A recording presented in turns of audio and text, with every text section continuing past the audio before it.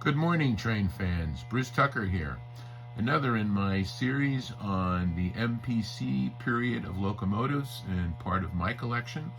What we're looking at here is a somewhat unusual written example of something produced by Lionel during this period of time, that they were owned by General Foods, and their MPC division, Fundimensions, was producing Lionel product. This locomotive in a wheel configuration of 264, according to my research, never actually existed in real life, or in prototype, shall we say. But nevertheless, it is an attractive looking locomotive.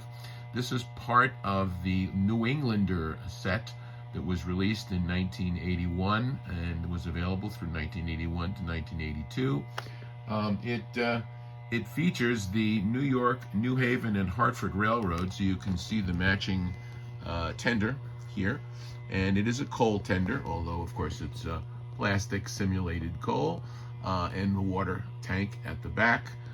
It is also a primitive sound effects locomotive using the kind of bean wheel configuration that spins as the train moves along, and that wheel that you see below the tender rotates as the train is moving along, and inside the wheel you have some kind of beans that kind of rotate inside the wheel and create a chugging sound.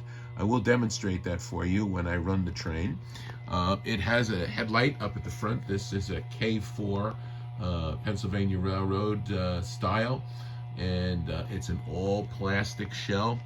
Of course, it has die-cast metal wheels and trucks and so forth, but it is a plastic shell. It also features, and I can't show it to you right now, but it has a lighted firebox, which is an interesting feature. Now, one of the unfortunate things about these locomotives is that in this period of time, Lionel was trying to cut costs.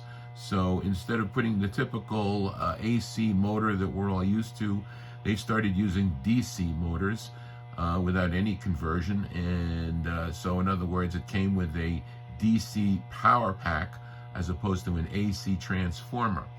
Unfortunately, since it's a DC motor, it wouldn't run on AC power.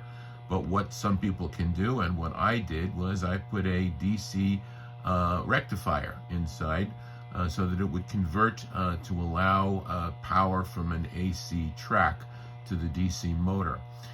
The only downside to doing that is unless you wire it appropriately, it will only move in one direction, and you have to set that. In my case, of course, I set it to move only in the forward direction. One of the nice things about these motors, though, is unlike the AC motors, they can operate at slower speeds, or should we say more prototypical speeds. So that's really something of an advantage. This locomotive also featured an ability to smoke, but unfortunately the smoke unit was burned out when I picked it up, and I made no replacement for it. I paid a grand total of $25 at a train show for this nice looking train.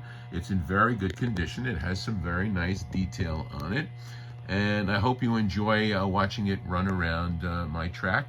And I look forward to sharing more of these MPC era locomotives, which some people say is the period of time that basically saved Lionel, and it didn't suffer the fate that some other companies like Marx suffered going out of business. Anyway, that's about all I have for you for now. Hope you enjoy the run, and please like and subscribe, and I'll see you again soon. Thanks a lot. Bye-bye for now, and don't forget, run your trains.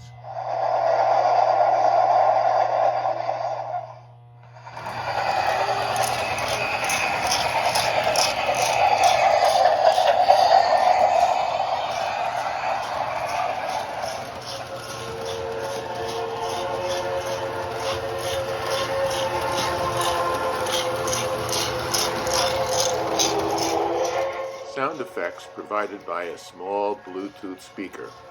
Enjoy.